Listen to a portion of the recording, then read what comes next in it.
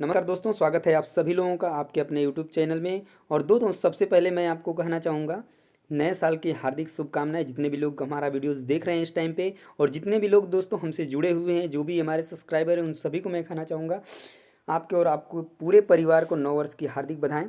तो चलिए दोस्तों, आज का वीडियो शुरू करते हैं। तो आज के वीडियो में हम लोग जो कल का हम लोग पार्ट छोड़े हैं, यानी नवंबर 2012 के क्वेश्चंस को हम लोग डिस्कस कर रहे थे, जो कि एसएसटी का पेपर था। तो उसी के पेपर में हम लोगों ने 30 क्वेश्चन जो है कि कर लिया था। बाकी के जो 30 क्वेश्चन उसमें बचे थे, उसको आज हम लोग आज के सेशन में डिस्कस करेंगे।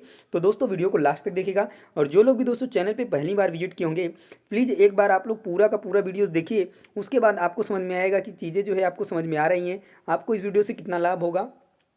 उसके बाद भले ही आप मत देखिए, पर एक बार आप निश्चित रूप से एक बार पूरा वीडियोस देखिए। उसके बाद आपको चीज़ें समझ में आने लगेंगी और आपको पता चलेगा कि बहुत सारे हेल्प जो है कि इस वीडियो से मिलने वाली है। और आगे जो मैंने पीछे या वीडियो जितने प्रैक्टिस कराए हैं, उनको आप देखेंगे तो बहुत सारे आपको हेल्प मिल जाएंगे। आने वाले एग्जाम्स के लिए आप बेहतर कर पाएंगे।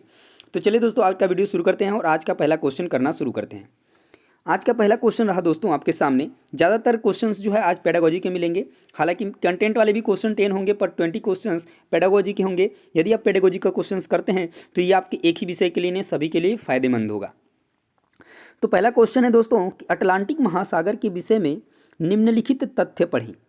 यहाँ पर 3 तथ्य दिए गए हैं अटलांटिक महासागर के विषय में, उनको आपको पढ़ना है। उसके बाद जो है यहाँ पे ऑप्शंस दिए गए हैं, उसमें आपको ट्रिक करना है। तो चलिए फटाफट क्वेश्चन पढ़िए, कथन पढ़िए, तथ्य पढ़िए और उसका आंसर दीजिए। पहला कथन क्या है आपका कि यह अंग्रेजी के यस अक्षर के आकार का है। सेकंड है आपका कि इसकी तटरेखा सरल रेखीय व निर्बाध है। थर्ड तथ्य है कि व्यापारिक दृष्टि से यह सबसे व्यस्त महासागर है। अब इसमें कौन से कथन सत्य हैं ये आपको बताना है, क्योंकि पूछा गया है कि उपयुक्त कथनों में से कौन से कथन सत्य हैं। आपके ऑप्शंस रहे आपके सामने। तो यहाँ पर दिया है कि यह अंग्रेजी के यस अक्षर के आकार का है। तो ये जो तथ्य है अटलांटिक महासागर के बारे में बिल्कुल बात सही है। और इसकी बात दिया है कि इसकी तटरेखा सरल रेखीय व निर्बाध है। तो ये बात जो है इसके बारे में गलत है। और व्यापारिक दृष्टि से यह सबसे व्यस्त महासागर है। तो ये भी बात बिल्कुल सही है, यानी ए और सी बिल्कुल सही है। तो ऑप्शन नंबर 3 जो है इस क्वेश्चन का राइट आंसर बन जाएगा। अगला क्वेश्चन देखिए, क्वेश्चन नंबर 62 नंबर क्वेश्चन है कि सूफी संतों के मकबरे को कहा जाता है। ईदगाह कहा जाता है, खानगाह कहा जाता है, इबादत गाह कहा जाता है, दरगाह। तो सूफी संतों के जो मकबरे होते हैं दोस्तों, उनको दरगाह कहा जाता है। क्या कहा जाता है? दरगाह कहा जाता है। तो राइट आंसर बनेगा आपका option number 4। Next question 63 number question कि निम्नलिखित में से कौन सा पूरा पाषाण स्थल है? तो इनाम गांव, हल्लर, भीमबेटका, बुर्जहू। तो बात करें अगर पूरा पाषाण स्थल की, तो ये इसमें से जो है आपका भीमबेटका जो है पूरा पाषाण स्थल है। तो राइट आंसर बनेगा आपका ऑप्शन नंबर 3। चलिए नेक्स्ट क्वेश्चन देखिए, क्वेश्चन नंबर 64 है दोस्तों कि मौर्य शासक अशोक द्वारा लड़ी गई लड़ाई का स्थल कलिंग वर्तमान में कहाँ है? कर्नाटक में है, उड़ीसा में है, केरल में है, आंध्र प्रदेश में है। तो 64 की बात करें अगर दोस्तों कि ये कलिंग कहाँ पर है, तो ये आपका वर्तमान समय में कहाँ पर है? तो उड़ीसा में स्थित है। तो राइट आंसर बनेगा आपका ऑप्शन नंबर 2। 65 नंबर क्वेश्चन देख लीजिए, मानचित्र को समझने की सर्वव्यापी भाषा को समझा जा सकता है किसके द्वारा? रूढ़ि चिन्हों द्वारा, रेखा चित्रों द्वारा, वर्णमाला अक्षरों द्वारा, या विषय संबंधी मानचित्रों द्वारा। तो बात करें अगर हम मानचित्र को समझने की जो सर्वव्यापी भाषा को हम समझ सकते हैं, तो वो समझ सकते हैं आपके रूढ़ि चिन्हों द्वारा। किसके द्वारा? रूढ़ि चिन्हों द्वारा। तो राइट आंसर बनेगा आपका ऑप्शन नंबर 1। अगला क्वेश्चन देखिए, क्वेश्चन नंबर 66 पूछा गया है कि निम्न में से कौन सा विविधता को बढ़ावा देता है? तो अपनी मातृभाषा में बोलना, अपने त्योहारों को मनाना, अपने गांव जाना, रेलगाड़ी में यात्रा करना। तो देखिए अगर हम बात करें विविधता की, तो विविधता की कौन बताता है, कौन बढ़ावा देता है? तो अपनी मातृभाषा में बोलना। तो राइट आंसर बनेगा जो आपका ऑप्शन नंबर 1 बनेगा। नेक्स्ट है कि भूमि की एक संकरी पट्टी जो बड़े भूखंडों को जोड़ती है उसे जाना जाता है। देखिए 2 अलग अलग भूमि है इस तरीके से, ठीक है, उनको जो है एक सकरी पट्टी जो है ये जोड़ रही है। तो इसको क्या कहा जाएगा? तो इसको कहा जाता है भूसंधि। अगर जल को जोड़ रही है तो जल संधि, भूमि को जोड़ रही है तो भूसंधि। याद रखेंगे। तो इस क्वेश्चन का जो राइट आंसर बनेगा क्या बनेगा दोस्तों? तो ऑप्शन नंबर 1 बनेगा। अगला क्वेश्चन देखिए, क्वेश्चन नंबर 68 नंबर क्वेश्चन है दोस्तों कि सन 2012 निम्नलिखित में से किस प्रकार से लिखा जा सकता है? BC 2012, EC 2012, AD 2012, AP 2012।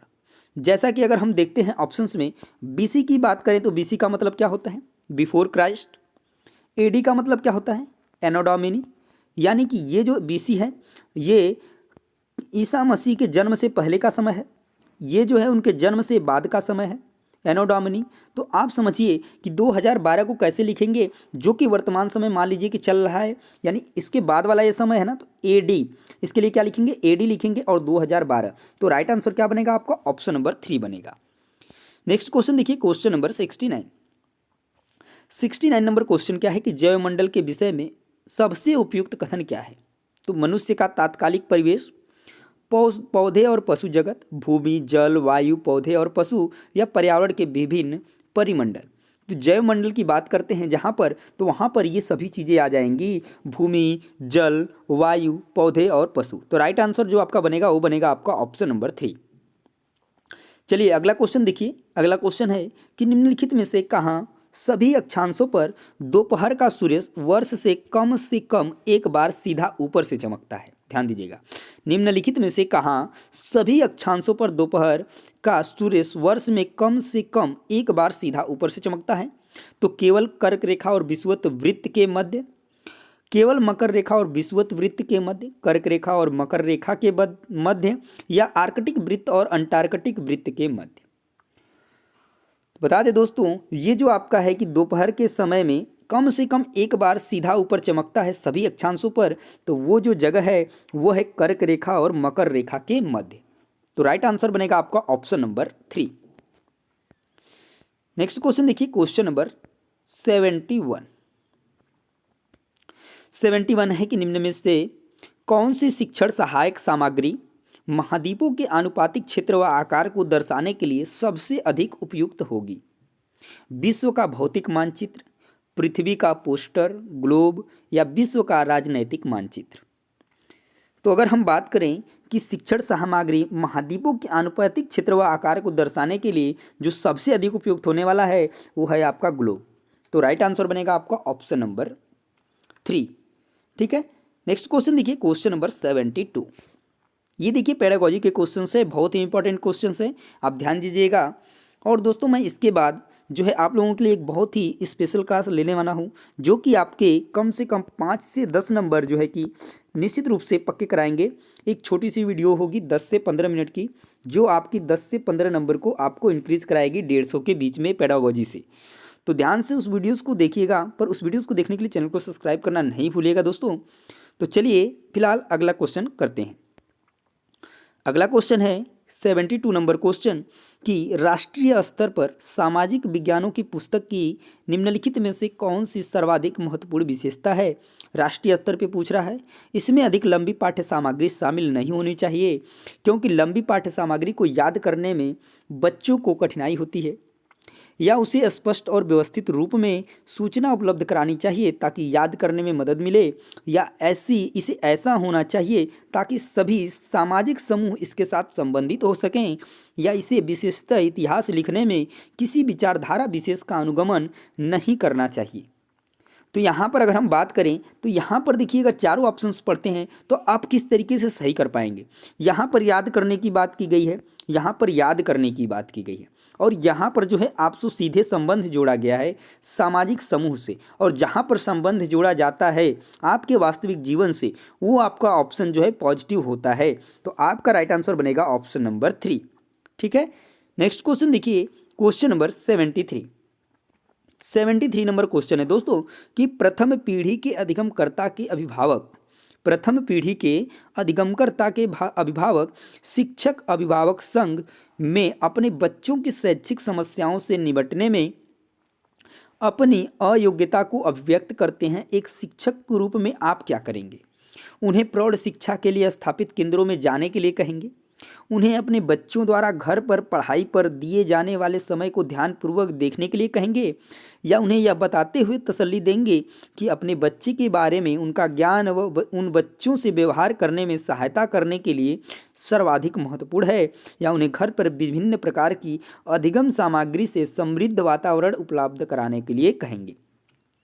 तो यहाँ पर देखिए, अगर हम बात करते हैं यहाँ पर उनसे अभिभावक से, अगर हम उनकी अपनी योग्यता को व्यक्त करते हैं तो उन्हें अपने बच्चे द्वारा घर पर पढ़ाई पर दिए जाने वाले जो समय हैं को ध्यानपूर्वक देखने के लिए कहेंगे। ध्यान दीजिएगा। तो यहाँ पे जो आपका राइट आंसर क्या बनेगा, तो आपका बनेगा 73 क्वेश्चन का right answer option number second. ठीक है, नेक्स्ट क्वेश्चन देखिए, क्वेश्चन नंबर 74 नंबर जो आपका क्वेश्चन है, देखिए क्या है कि मौसमी उपकरणों के द्वारा मौसम संबंधी सूचनाएं एकत्र करना उदाहरण है। मौसमी उपकरणों के द्वारा मौसम संबंधी सूचनाएं एकत्र करने का उदाहरण है, तो किसके, कौन आंकड़ों द्वारा, तो प्राथमिक आंकड़ों का। किसका है, प्राथमिक आंकड़ों का। तो राइट आंसर बनेगा आपका ऑप्शन नंबर ए। ठीक है, नेक्स्ट क्वेश्चन देखिए, क्वेश्चन नंबर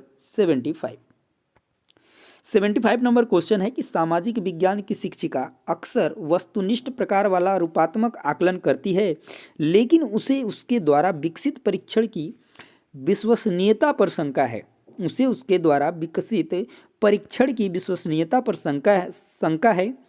इस प्रकार के आकलन की विश्वसनीयता को बढ़ाने के लिए क्या करना चाहिए? मानकीकृत परीक्षण का प्रयोग करना चाहिए। बिल्कुल गलत है, मानकीकृत आप यूज ही नहीं कर सकते, एक निगेटिव टैग वर्ड है, ध्यान दीजिएगा। NCERT द्वारा प्रकाशित उदाहरण रूपी पुस्तकों में दिए गए प्रश्नों का प्रयोग करना चाहिए और यह पता लगाना कि अन्य शिक्षक क्या करते हैं या प्रश्नों की संख्या बढ़ानी चाहिए। तो देखिए, अगर हम 75 की बात कर रहे हैं तो यहाँ पे दिया है मानकीकृत परीक्षण का प्रयोग करना चाहिए। तो यहाँ पर दिया है NCERT द्वारा प्रकाशित उदाहरण रूपी पुस्तकों में दिए गए प्रश्नों का प्रयोग करना चाहिए। तो आपका जो राइट आंसर बनेगा वो क्या बनेगा, तो ऑप्शन नंबर सेकेंड जो है बिल्कुल सही हो जाएगा दोस्तों। ठीक है, नेक्स्ट क्वेश्चन देखिए, क्वेश्चन नंबर 76 है कि सतत और व्यापक मूल्यांकन मुख्य रूप से डैश पर बल देता है। तो बच्चों के सुधार के लिए लगातार परीक्षण करने के, बच्चे के व्यवहार का सतत अवलोकन करने, मस्तिष्क, हृदय और हाथ की शिक्षा पर, कमजोर अयोग्य विद्यार्थियों को उच्च स्तर पर प्रोन्नत करने के लिए। तो किस शिक्षा पर यह बल देता है, तो ये आपका देता है बच्चे के व्यवहार का सतत अवलोकन पर। तो राइट आंसर बनेगा आपका option number second. Next question भी देख लीजिए, सामाजिक विज्ञान को बच्चों को डैश के साथ लैस करना चाहिए। जेंडर के बारे में, सामाजिक नियमों का पालन करने की योग्यता, सामाजिक दबावों को झेलने की योग्यता, स्वतंत्र रूप से चिंतन करने की योग्यता या सामाजिक व्यवहारों का बचाव करने की योग्यता। तो अगर हम बात करें, स्वतंत्र रूप से चिंतन करना ही एक बहुत ही बड़ा पॉजिटिव है, वर्ड है, टैग वर्ड है। तो सामाजिक विज्ञान के बच्चों को क्या करना चाहिए, स्वतंत्र रूप से चिंतन करने की योग्यता के साथ क्या करना चाहिए, लैस करना चाहिए। तो ऑप्शन नंबर 3 जो है इस क्वेश्चन का राइट आंसर बनेगा आपका। नेक्स्ट क्वेश्चन देखिए, क्वेश्चन नंबर 78 नंबर क्वेश्चन है कि सामाजिक विज्ञानों में योगात्मक आकलन में 51 विद्यार्थी की कक्षा का मध्यांक 36 है, यानी 36 है। यह सुझाव देता है कि अधिकांश विद्यार्थियों के अंक 36 से नीचे हैं। 25 विद्यार्थियों के अंक 36 के बराबर या ऊपर हैं। अधिकांश विद्यार्थियों ने 36 से 46 के बीच अंक प्राप्त किए हैं या उनके द्वारा 36% विषय वस्तु सीखी गई। क्या शो करता है यदि योगात्मक आकलन में 51 विद्यार्थियों को कक्षा का क्या निकलता है, मध्यांक 36 निकलता है। तो यहाँ पर अगर हम बता दें तो यहाँ पे जो राइट आंसर बनेगा वो बनेगा आपका ऑप्शन नंबर सेकेंड कि 25 विद्यार्थियों के जो अंक हैं वो 36 के बराबर हैं या उसके ऊपर हैं। नेक्स्ट क्वेश्चन देखिए, क्वेश्चन नंबर 79 नंबर क्वेश्चन है कि सामाजिक विज्ञानों के किसी शिक्षक के लिए कक्षा में हाल हुई चर्चा के बारे में कौन सा तथ्य सर्वाधिक ध्यान देने योग्य है। सामाजिक विज्ञानों के किसी शिक्षक के लिए कक्षा में हाल ही में हुई चर्चा के बारे में कौन सा तथ्य सर्वाधिक ध्यान देने योग्य है। तो विद्यार्थी सीधे ही अपने सहविद्यार्थियों से प्रश्न करने लगे थे, ऐसा हुआ। विद्यार्थियों ने अपने सहविद्यार्थियों को बीच में ही टोकना शुरू कर दिया था, या कोई भी विद्यार्थी दूसरे विद्यार्थियों से पूर्ण रूपेण सहमत नहीं था, या विद्यार्थियों ने सहविद्यार्थियों की बात सुनने से बिल्कुल मना कर दिया था। तो क्या ध्यान देने योग्य है, तो यहाँ पर ध्यान देने योग्य है कि विद्यार्थियों ने अपने सहविद्यार्थियों को बीच में ही टोकना शुरू कर दिया था। ऐसा नहीं, उनको बोलने देना चाहिए, अपना विचार जो है प्रस्तुत करने देना चाहिए। तो ये चीज़ ध्यान देना है। तो राइट आंसर बनेगा आपका option number second. Next question देखिए, क्वेश्चन नंबर 80 नंबर क्वेश्चन है कि सामाजिक विज्ञानों में सर्पिल पाठ्यचर्या का निम्नलिखित में से कौन सा लाभ है। गहन समझ के साथ एक लंबी समयावधि के लिए संकल्पनाओं का संधारण, सभी विषयों में संकल्पनाओं का अनुप्रयोग करना, अंतर्वस्तु आधारित सीखने को विकसित करने वाले अवसरों को बढ़ाना, या संकल्पनाओं को अधिक उद्देश्यपूर्ण और प्रासंगिक बनाना। तो सामाजिक विज्ञानों में सर्पिल पाठ्यचर्या का क्या लाभ है, ये आपको बताना है। तो क्वेश्चन नंबर 80 का जो राइट आंसर बनेगा कि गहन समझ के साथ और एक लंबी समयावधि के लिए संकल्पनाओं का क्या करना, संधारण, ये इसका लाभ होगा। तो राइट आंसर बनेगा आपका ऑप्शन नंबर 1। अगला क्वेश्चन दोस्तों, क्वेश्चन है कि अभिवृत्ति और मूल्यों का आकलन करते समय सामाजिक विज्ञान के शिक्षक निम्नलिखित में से किस विवरण संकेत को अधिभार दे सकते हैं? दूसरे के विचारों को निष्क्रिय रूप से स्वीकार करना, प्रश्न पूछने के लिए स्वतंत्र महसूस करना, दूसरे बच्चों के साथ श्रेय की साझेदारी न करना, या रोजाना शिक्षक का अभिवादन नहीं करना। देखिए यहाँ पर नहीं करना है गलत बात, यहाँ पर नहीं करना है गलत बात, यहाँ पे दिया है दूसरों को निष्क्रिय, निष्क्रिय एक निगेटिव टैग वर्ड है, तो यहाँ पर एक ही ऑप्शन आपका बचता है, ऑप्शन नंबर सेकेंड, जो कि आपका बिल्कुल सही होगा। तो राइट आंसर बनेगा आपका ऑप्शन नंबर सेकेंड कि प्रश्न पूछने के स्वतंत्र महसूस करना। इस तरीके के कुछ आपको जो है टैग वर्ड्स मैं बताऊंगा अगले वीडियोज़ में, जिससे आप जो है इस तरीके के क्वेश्चंस को अगर आपको नहीं आ रहा है तो उनको भी आप जो है अच्छे प्रकार से कर पाएंगे। ठीक है, तो उसके लिए चैनल को सब्सक्राइब करना नहीं भूलिएगा। और वीडियो दोस्तों ये जो आपको देख रहे हैं ये आपको कैसा लग रहा है कमेंट में जरूर बताएं, और पसंद आए तो लाइक और शेयर जरूर करेंगे दोस्तों। नेक्स्ट क्वेश्चन देखिए, क्वेश्चन नंबर 82 कि निम्न में से कौन सा केंद्रीय माध्यमिक शिक्षा बोर्ड के फॉर्मेटिव मूल्यांकन के लिए सुझाव नहीं है? तो स्रोत आधारित विश्लेषण, मॉडल व चार्ट, अधिक आवृत्ति से परीक्षण करना, या प्राथमिक पाठ्य सामग्री के लिए प्रमाणिक स्रोतों का उपयोग। तो यहाँ पे आपका राइट आंसर क्या बनने वाला है कि अधिक आवृत्ति से परीक्षण जो है करना, ये सुझाव नहीं देता है कौन, फॉर्मेटिव मूल्यांकन। तो याद रखेंगे राइट आंसर बनेगा आपका ऑप्शन नंबर 3। नेक्स्ट क्वेश्चन देखिए, क्वेश्चन नंबर 83 कि निम्न में से कौन सा प्राथमिक स्तर पर सामाजिक विज्ञान के संदर्भ में सही है? इतिहास, भूगोल, राजनीति शास्त्र, इतिहास, भूगोल, राजनीति विज्ञान, समाजशास्त्र, इतिहास, भूगोल, नागरिक शास्त्र, समाजशास्त्र, इतिहास, भूगोल, अर्थशास्त्र, समाजशास्त्र। अगर हम 83 क्वेश्चंस की बात करें तो अगर हम प्राथमिक स्तर पर देखते हैं, प्राथमिक स्तर पर जो सामाजिक विज्ञान के संदर्भ में सही है, यानी वहाँ पे कौन कौन से जो है विषय के नेम जो चलते हैं, तो इतिहास, भूगोल और नागरिक शास्त्र और समाजशास्त्र। तो राइट आंसर बनेगा आपका ऑप्शन नंबर 3।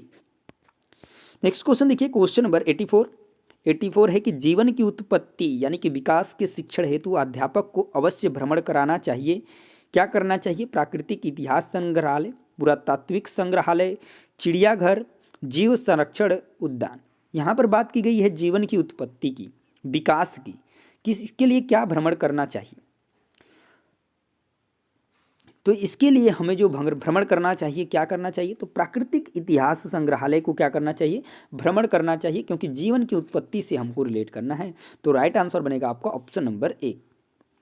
नेक्स्ट जो क्वेश्चन है क्वेश्चन नंबर 85 कि डैश के अलावा निम्नलिखित कारक सामाजिक विज्ञान शिक्षण के आधार का निर्माण करते हैं। क्वेश्चन नेगेटिव पूछा है, कौन निर्माण नहीं करता है, वही आपका आंसर बनेगा। तो विश्लेषणात्मक कौशलों को बढ़ावा देने, वैश्विक दुनिया में समायोजन के लिए सामाजिक कौशलों को बढ़ावा देने, पाठ्य सामग्री पर सूचनाओं को स्थानांतरित करने, या समाज की आलोचनात्मक समझ विकसित करने। यहाँ पर दिया है देखिए, विश्लेषणात्मक कौशलों को बढ़ावा देना, ये बिल्कुल पॉजिटिव है। कौशलों को बढ़ावा देना सही है, समाज की आलोचनात्मक समझ को विकसित करना ये भी सही है, पर केवल पाठ्यपुस्तक पर सूचनाओं को स्थानांतरित करना ये सही नहीं है सामाजिक विज्ञान शिक्षण के आधार का निर्माण करने में। तो राइट आंसर आपका बनेगा ऑप्शन नंबर 3। नेक्स्ट क्वेश्चन देखिए, क्वेश्चन नंबर 86 नंबर क्वेश्चन क्या है दोस्तों? चलिए ध्यान से देखिए क्वेश्चन को। क्वेश्चन है आपका कि लोकतांत्रिक राजतंत्र पढ़ाते समय सामाजिक विज्ञानों की शिक्षिका अपनी कक्षा से बातचीत करने के लिए स्थानीय कॉलेज से राजनीतिक विज्ञान के विशेषज्ञ को आमंत्रित करती है। इससे पहले कि विशेषज्ञ उसकी कक्षा से बातचीत करें, शिक्षिका को निम्नलिखित में से किसकी साझेदारी उनके साथ करनी चाहिए? कक्षा के लिए प्रस्तावित पाठ्यपुस्तक, इस प्रकरण पर आधारित आकलनों का प्रकार, कक्षा में कुछ विद्यार्थी ऐसे हैं जो आरक्षित श्रेणियों से संबंधित हैं, या इस प्रकरण के लिए अनुदेशात्मक उद्देश्य। तो देखिए, अगर हम बात करें कि किस पे जो है कि उनको साझेदारी उनके साथ कर लेनी चाहिए, तो वह है कि इस प्रकरण के लिए जो भी निर्देश हैं यानी अनुदेशात्मक उद्देश्य हैं, उन पे जो है उनके साथ साझेदारी कर लेनी चाहिए। तो राइट आंसर बनेगा आपका ऑप्शन नंबर 4। चलिए अगला क्वेश्चन देखिए, क्वेश्चन नंबर 87 नंबर क्वेश्चन है कि एक कक्षा में कुछ आदिम जनजाति के बच्चे भी शामिल हैं तथा इसके कारण उस कक्षा में सांस्कृतिक विविधता का माहौल है। बात सही है। शिक्षक द्वारा इसका प्रभावी ढंग से इस्तेमाल करने हेतु निम्नलिखित में से कौन सा तरीका सबसे उपयुक्त होगा? तो आदिम जनजाति के विद्यार्थियों से कहना कि वे अपनी जनजाति के बारे में बताएं और पढ़ाए जाने वाले प्रकरणों के साथ उसे जोड़ना, या स्वतंत्रता आंदोलन में बिरसा मुंडा जैसे स्वतंत्रता सेनानियों की भूमिका को उजागर करना, या विद्यार्थियों से अपनी संस्कृति और उनके द्वारा सबसे अधिक मूल्यवान अथवा सम्मानित बिंदुओं से जुड़े प्रकरणों पर क्रियात्मक शोध करने के लिए, या आदिम जनजातीय शिल्प कृतियों और पोशाकों को प्रदर्शित करना। तो अगर हम बात करते हैं 87 में, तो यहाँ पर दिया है सिर्फ आदिम जनजातियों के विद्यार्थियों से नहीं कहना है कि वो अपनी जनजाति के बारे में बताएं और पढ़ाएं और उसे जोड़ें। यहाँ पर हर एक विद्यार्थियों से अपनी संस्कृति के बारे में और उनके द्वारा जो सबसे अधिक मूल्यवान अथवा सम्मानित बिंदु हैं उनसे उन्हीं प्रकरणों को क्रियात्मक शोध करने के लिए कहना। तो राइट आंसर बनेगा आपका ऑप्शन नंबर 3। अगला क्वेश्चन देखिए, क्वेश्चन नंबर 88 नंबर क्वेश्चन है कि समाज विज्ञानों के नियामक यानी मानदंड संबंधी आयाम निम्नलिखित आयामों में से किसे शामिल करते हैं? प्रासंगिकता, समानता, उपयोगिता, अकाट्यता। तो यहाँ पर जो है कि वो शामिल करते हैं जो समाज विज्ञान के नियामक हैं, मानदंड है, संबंधी आयाम है, प्रासंगिकता को। तो राइट आंसर बनेगा आपका ऑप्शन नंबर 1। नेक्स्ट क्वेश्चन देखिए, क्वेश्चन नंबर 89। क्वेश्चन नंबर 89 है कि निम्नलिखित में से कौन सी अन्योन अधिगम की विशेषता है? सीखने का उत्तरदायित्व विद्यार्थियों और शिक्षक दोनों के द्वारा साझा किया जाता है। भूलने के कारणों को संबोधित करते हुए सीखना अग्रसित होता है, या शिक्षक सक्रिय रूप से शिक्षण अधिगम प्रक्रिया को आगे बढ़ाते हुए प्रसर पर आदान प्रदान करता है, या शिक्षिका विद्यालय में कार्य करते हुए अपनी शिक्षा को पूरा करती है। तो यहाँ पर देखिए, केवल हम एक की बात नहीं करते हैं, हमारे यहाँ शिक्षक और विद्यार्थी दोनों द्वारा क्या होता है, उत्तरदायित्व जो है सीखने का साझा किया जाता है। तो राइट आंसर बनेगा आपका ऑप्शन नंबर 1। नेक्स्ट क्वेश्चन दोस्तों, क्वेश्चन नंबर 90।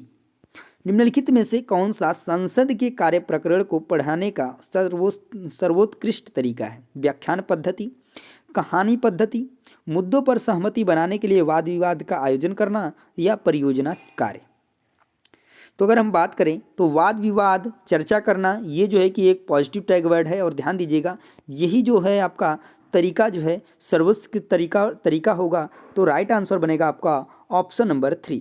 तो दोस्तों ये थे 30 क्वेश्चन पूरे, जो कि आपके नवंबर 2012 में पूछे गए क्वेश्चंस थे एसएसटी के ऑफलाइन एग्जाम में, जो कि पेपर आपके सामने है। उसको हम लोग पूरा का पूरा डिस्कस कर लिए हैं। यदि जो लोग इसको 30 क्वेश्चन ही देखे हैं आज के, केवल जो पिछला सेशन नहीं देखे हैं, चैनल को सब्सक्राइब करने के बाद प्लेलिस्ट में जा कर के आप उसको देख सकते हैं।